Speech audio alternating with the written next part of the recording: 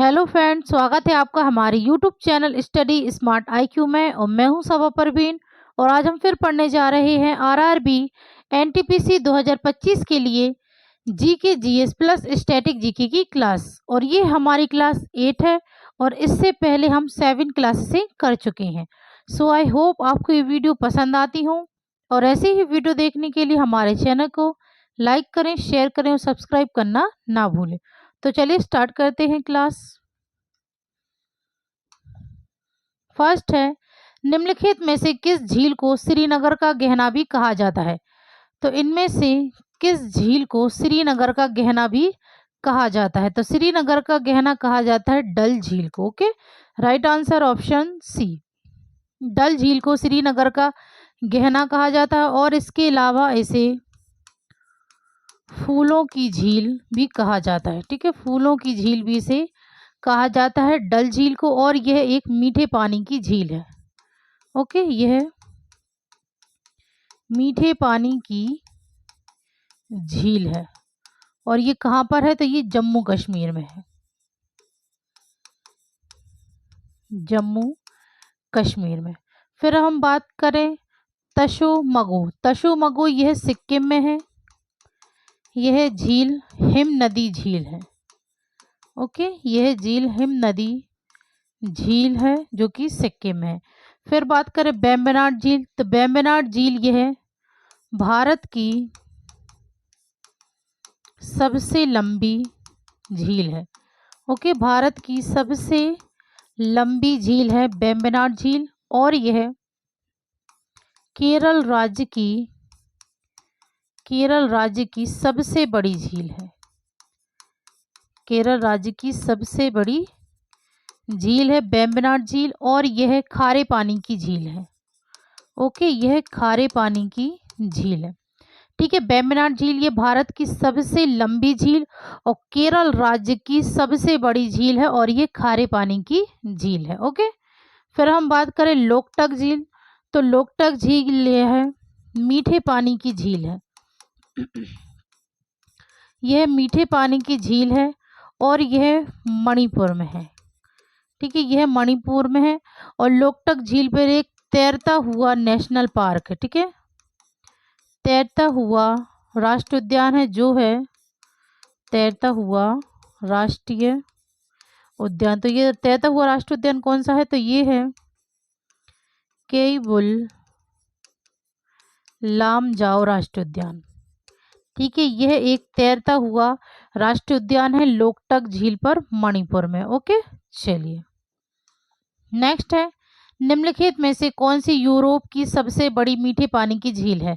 तो यूरोप की सबसे बड़ी मीठे पानी की झील इनमें से कौन सी है? लाडोगा झील, मलावी झील, हिरन झील, बुलर झील। तो यूरोप की सबसे बड़ी मीठे पानी की झील है तो ये है लाडोगा झील। Right answer option A. फिर बात करें मलावी झील। तो मलावी झील यह है दुनिया की 9वीं सबसे बड़ी झील है। ठीक है, दुनिया की 9वीं सबसे बड़ी झील है मलावी झील। ओके, और यह अफ्रीका की तीसरी सबसे बड़ी झील है। ठीक है, अफ्रीका की तीसरी सबसे बड़ी झील है और यह मीठे पानी की झील है। ठीक है, मलावी झील।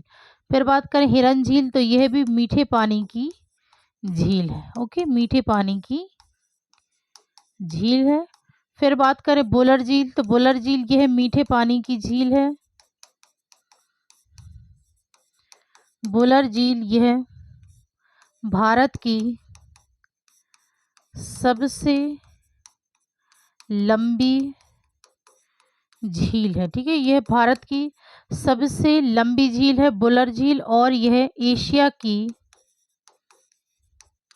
दूसरी सबसे लंबी झील है। ठीक है, एशिया की दूसरी सबसे लंबी झील है बुलर झील जो कि मीठे पानी की झील है। और ये कहाँ पर है?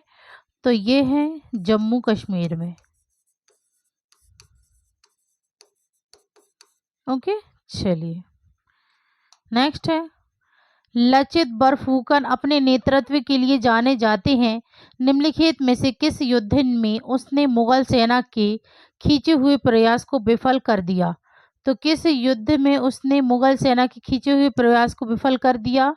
लचित बरफुकन ने अपने नेतृत्व के लिए जाने जाते हैं जो कि, तो इन्होंने सराय घाट का युद्ध, राइट आंसर है ऑप्शन बी, सराय घाट का युद्ध में उसने मुगल सेना के खींचे हुए प्रयास को विफल कर दिया था। ठीक है, और सराय घाट का युद्ध ये कब हुआ था? तो ये हुआ था 1671 में, और ये किसके बीच हुआ था? तो ये हुआ था मुगल साम्राज्य वर्सेस अहोम साम्राज्य के बीच।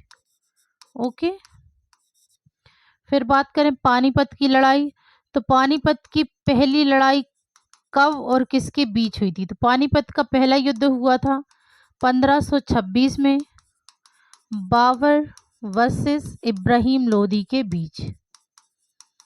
ठीक है, बाबर वर्सेस इब्राहिम लोदी के बीच ये युद्ध हुआ था, पानीपत का पहला युद्ध। और पानीपत की दूसरी लड़ाई ये कब हुई थी? तो ये हुई थी 1556 में, और ये हुई थी अकबर वर्सेस हेमू के बीच। ठीक है, पानीपत की दूसरी लड़ाई।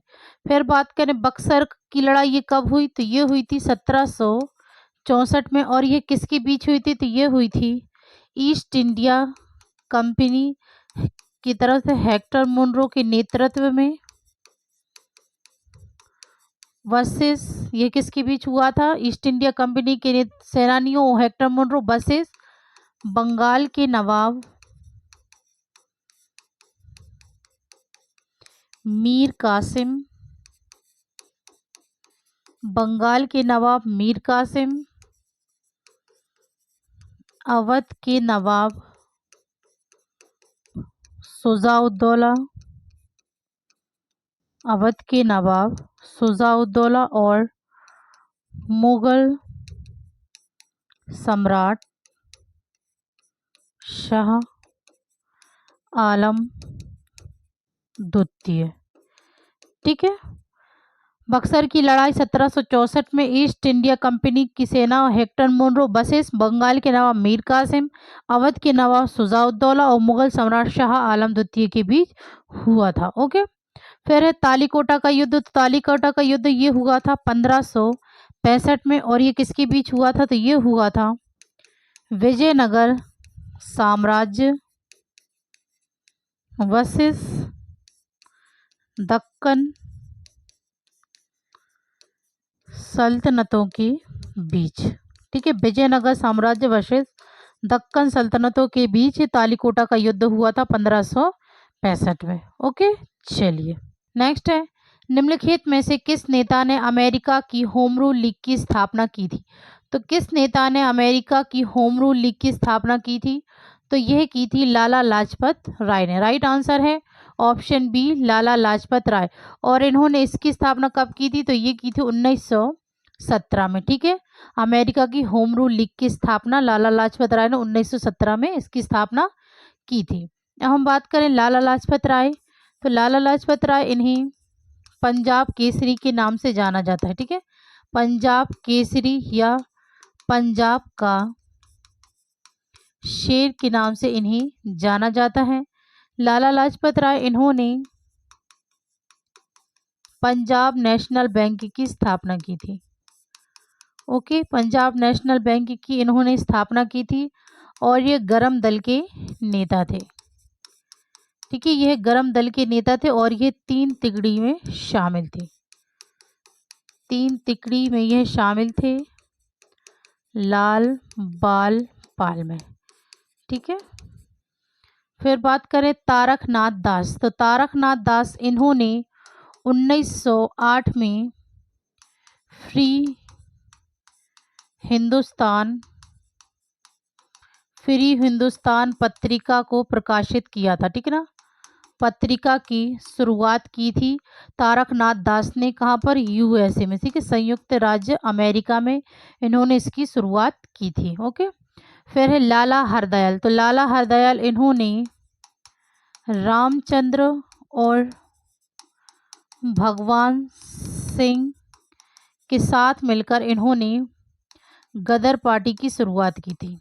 ठीक है, गदर पार्टी की शुरुआत की थी।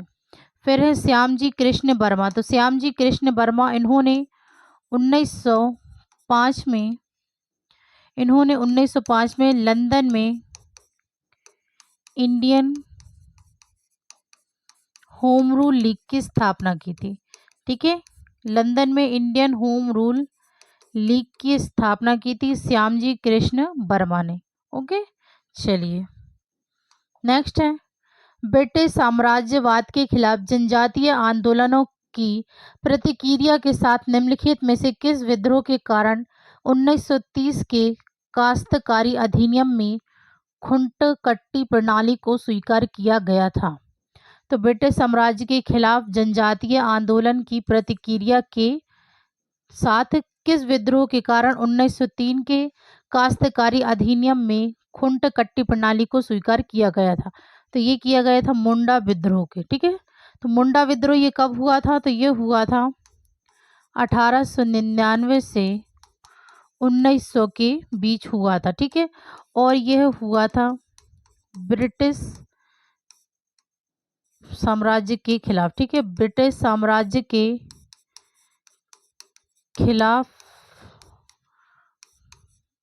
बिरसा मुंडा के नेतृत्व में। ठीक है, ब्रिटिश साम्राज्य के खिलाफ बिरसा मुंडा के नेतृत्व में यह विद्रोह हुआ था। ठीक है, मुंडा विद्रोह। फिर संताल विद्रोह ये कब हुआ था? तो ये हुआ था 1855 से 56 के बीच ये हुआ था। ठीक है, संताल विद्रोह। और इसका नेतृत्व किसने किया था? तो इसका नेतृत्व किया था सिद्धू और कान्हू ने। ठीक है, सिद्धू और कान्हू ने इसका नेतृत्व किया था संताल विद्रोह का। ओके, नेक्स्ट है नीचे दिए गए सातवाहन शासकों का सही काल क्रम में लिखिए। वशिष्ठी पुत्र श्री पुलमावी, गौतमी पुत्र सातकर्णी प्रथम और सिमुक। तो नीचे दिए गए कूट प्रयोग सही उत्तर का चयन कीजिए। तो सबसे पहले है सिमुक, फिर उसके बाद है सातकर्णी प्रथम, फिर उसके बाद है गौतमी पुत्र सातकर्णी, और उसके बाद है वशिष्ठी पुत्र श्री पुलमावी। तो DCBA,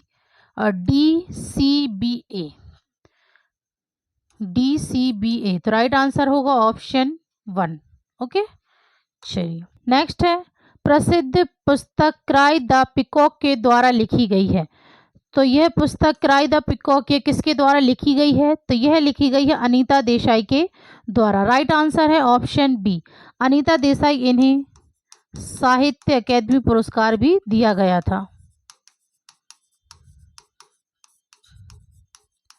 ओके, फिर बात करें अब हम ट्विंकल खन्ना की पुस्तक। तो इनकी पुस्तक है Mrs Funnybones she's just like you and a lot like me. ठीक है, यह इनकी पुस्तक है ट्विंकल खन्ना की Mrs Funnybones she's just like you and a lot like me. Okay, फिर अरुंधति रॉय की पुस्तक। तो इनकी पुस्तक है the god of small things, the god of small things. यह अरुंधति रॉय की पुस्तक है और इसके लिए इन्हें बुकर पुरस्कार भी प्राप्त हुआ था। ओके, झुम्पा लहरी की। तो झुम्पा लहरी की पुस्तक है the name shake. Okay, the name shake, ये झुम्पा लहरी की पुस्तक है। ओके, चलिए नेक्स्ट है डैश में अंबेडकर ने एक मंदिर प्रवेश आंदोलन शुरू किया जिसमें उनके महार जाति के अनुयायियों ने भाग लिया। तो अंबेडकर ने एक मंदिर प्रवेश आंदोलन कब शुरू किया था जिसमें उनके महार जाति के अनुयायियों ने भाग लिया? तो ये शुरू किया था उन्होंने 1927 में। Right answer option B. अब हम बात करें यहाँ पे अंबेडकर। तो अंबेडकर, इनका पूरा नाम है भीमराव अंबेडकर। ठीक है, doctor VR Ambedkar. Doctor V R Ambedkar. V R Ambedkar यह भारत के पहले कानून एवं न्याय मंत्री थे। ठीक है, भारत के पहले कानून एवं न्याय मंत्री थे। और डॉक्टर बी आर अम्बेडकर यह प्रारूप और मसौदा समिति के अध्यक्ष थे। प्रारूप और मसौदा समिति के अध्यक्ष थे। बी आर अम्बेडकर इन्हीं बाबा साहेब के नाम से भी जाना जाता है। ओके, चलिए नेक्स्ट है, बुद्ध के जीवन की किस घटना को शब्द पद धर्म चक्र प्रवर्तन से परिभाषित किया जाता है? तो बुद्ध के जीवन की किस घटना को शब्द पद धर्म चक्र प्रवर्तन से परिभाषित किया जाता है? तो ये किया जाता है प्रथम उपदेश। Right answer option C. हम बात करें जन्म का प्रतीक, बुद्ध के जन्म का प्रतीक, तो यह है कमल का फूल। कमल का फूल। मृत्यु का प्रतीक, तो यह है स्तूप। फिर ज्ञानोदय का प्रतीक है, तो यह है बोधि वृक्ष। ओके, चलिए नेक्स्ट है, डैश में भुगतान संतुलन में संकट के कारण भारत में आर्थिक सुधारों की शुरुआत हुई? तो कब भुगतान संतुलन में संकट के कारण भारत में आर्थिक सुधार की शुरुआत हुई थी? तो ये हुई थी 1991 में। Right answer option B. Next है, भारतीय संविधान का कौन सा अनुच्छेद महाराष्ट्र और गुजरात राज्यों के संबंध में विशेष प्रावधान से संबंधित है? तो भारतीय संविधान का कौन सा अनुच्छेद है जो कि महाराष्ट्र और गुजरात राज्यों के संबंध में विशेष प्रावधान से संबंधित है? तो ये है अनुच्छेद 371। Right answer option A. Next है, गोल्डन ग्लोब 2024 में सर्वश्रेष्ठ मूल स्कोर मोशन पिक्चर का पुरस्कार किसने जीता? तो गोल्डन ग्लोब 2024 में सर्वश्रेष्ठ मूल स्कोर मोशन पिक्चर का पुरस्कार ये जीता है लुडविग गोरेनसन ने। Right answer option A. Next है, निम्नलिखित में से किस वायसराय ने अगस्त 1940 में भारतीयों को अगस्त प्रस्ताव के रूप में जाना जाने वाला एक प्रस्ताव दिया था? तो किस वायसराय ने अगस्त 1940 में भारतीयों को अगस्त प्रस्ताव के रूप में जाना जाने वाला एक प्रस्ताव दिया था? तो ये दिया था लॉर्ड लिनलिथगो ने। Right answer option D. Lord Linlithgow यह भारत के वायसराय थे और इनके कार्यकाल में क्या क्या हुआ था? तो इनके कार्यकाल में कई घटना हुई, जैसे कि द्वितीय विश्व युद्ध की शुरुआत, द्वितीय विश्व युद्ध की शुरुआत, भारत छोड़ो आंदोलन की शुरुआत, भारत छोड़ो आंदोलन की शुरुआत। ठीक है, फिर बात करें लॉर्ड कर्जन, तो लॉर्ड कर्जन यह भारत का वायसराय था और इसने बंगाल का विभाजन करवाया था। ठीक है ना, बंगाल का विभाजन करवाया था। कब? तो ये करवाया था 1905 में। ओके, और लॉर्ड कर्जन यह एक युवा वायसराय था, युवा वायसराय था। लॉर्ड मिंटो, तो लॉर्ड मिंटो यह गवर्नर जनरल था। ठीक है, गवर्नर जनरल था। यहाँ बात हो रही है लॉर्ड मिंटो, लॉर्ड मिंटो यह गवर्नर जनरल, और यहाँ होता अगर लॉर्ड मिंटो द्वितीय, तो लॉर्ड मिंटो द्वितीय यह वायसराय था। ओके, फिर बात करें लॉर्ड इरविन, तो लॉर्ड इरविन यह वायसराय थे। इनके कार्यकाल में क्या हुआ था? तो इनके कार्यकाल में हुआ था गांधी इरविन समझौता। ठीक है, गांधी इरविन समझौता इनके कार्यकाल में हुआ और इनके कार्यकाल में सविनय अवज्ञा आंदोलन की शुरुआत हुई थी। ठीक है, सविनय अवज्ञा आंदोलन की शुरुआत हुई थी और इनके कार्यकाल में साइमन कमीशन आया। ओके, चलिए नेक्स्ट है, गांधी ने क्रिप्स मिशन को पोस्ट डेटेड चेक के रूप में क्यों वर्णित किया? तो गांधी ने क्रिप्स मिशन को पोस्ट डेटेड चेक के रूप में वर्णित किया चूंकि इसने युद्ध के बाद अधिराज्य का दर्जा दिया था। राइट आंसर है ऑप्शन बी। ओके, नेक्स्ट है, निम्नलिखित कथनों में कौन सा सही है? पहला है 2011 में भारत में मृत्यु दर 7.1 प्रति 1000 है, तो ये तो सही है। फिर है 2012 में जन्म के समय जीवन प्रत्याशा 72.6 वर्ष है, तो ये गलत है, क्योंकि 2012 में जन्म के समय जीवन प्रत्याशा 67.9 वर्ष है। ओके, तो यहाँ पे राइट आंसर होगा ऑप्शन डी, केवल एक। 2011 में भारत में मृत्यु दर 7.1 प्रति 1000 है। ओके, नेक्स्ट है, डैश यूनाइटेड किंगडम की संसद का एक अधिनियम है जिसने 1947 में ब्रिटिश भारत को भारत और पाकिस्तान के दो नए स्वतंत्र प्रभुत्वों में विभाजित कर दिया। तो यूनाइटेड किंगडम की संसद का एक अधिनियम जिसने 1947 में ब्रिटिश भारत को भारत और पाकिस्तान के दो नए स्वतंत्र प्रभुत्वों में विभाजित कर दिया, तो ये था भारतीय स्वतंत्रता अधिनियम। राइट आंसर है ऑप्शन बी, भारतीय स्वतंत्रता अधिनियम यूनाइटेड किंगडम की संसद का एक अधिनियम है। ओके, नेक्स्ट है, इनमें से कौन सा युग्म जैन तीर्थंकरों और उनसे संबंधित प्रतीकों का सही सम्मिलित युग्म नहीं है? तो पहला है भगवान पद्म प्रभा, ये बाघ प्रतीक। तो भगवान पद्म प्रभा, इनका प्रतीक बाघ नहीं था, इनका था कमल का फूल। ओके, तो इनमें से जो गलत है तो वो है ऑप्शन ए, भगवान महावीर, यह सहस है इनका प्रतीक, तो ये सही है। भगवान ऋषभ, सांड या बैल, तो ये भी सही है। फिर भगवान अजितनाथ, तो ये हाथी से, तो ये भी सही है। तो यहाँ पे गलत युग्म है जो कि, तो ये है भगवान पद्म प्रभा, जो कि बाघ से नहीं कमल फूल है। ठीक है, चलिए नेक्स्ट है, हड़प्पा शहर धोलावीरा को यूनेस्को की विश्व विरासत सूची में डैश भारतीय स्थल के तौर पर शामिल किया गया था?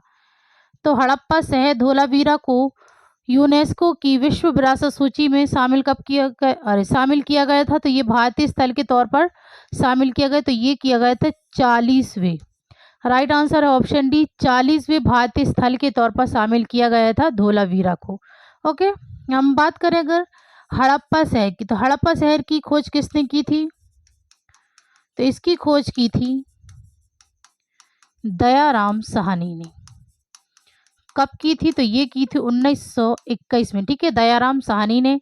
हड़प्पा सभ्यता को ही सिंधु सभ्यता के नाम से जाना जाता है। ठीक है, हड़प्पा सभ्यता जिसे सिंधु सभ्यता के नाम से भी जाना जाता है। ओके, नेक्स्ट है, तीव्र और अधिक समावेशी विकास की ओर शब्द किस पंचवर्षीय योजना में दिया गया था? तो तीव्र और अधिक समावेशी विकास की ओर शब्द यह दिया गया था 11वीं पंचवर्षीय योजना में। राइट आंसर है ऑप्शन ए, 11वीं पंचवर्षीय योजना। 11वीं पंचवर्षीय योजना यह कब से कब तक चली? तो यह चली थी 2007 से 2012। और 10वीं पंचवर्षीय योजना तो यह चली थी 2002 से 2007 तक। 8वीं पंचवर्षीय योजना तो ये चली थी 1992 से 1997 के बीच। 9वीं पंचवर्षीय योजना 1997 से 2002 तक यह चली थी।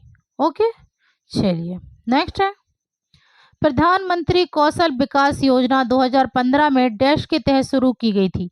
तो प्रधानमंत्री कौशल विकास योजना ये 2015 में कौशल विकास और उद्यमिता मंत्रालय के तहत शुरू की गई थी। तो राइट आंसर है ऑप्शन डी। ओके, तो ये थी आज की हमारी क्लास आरआरबी एनटीपीसी 2025 की जीके जीएस की क्लास।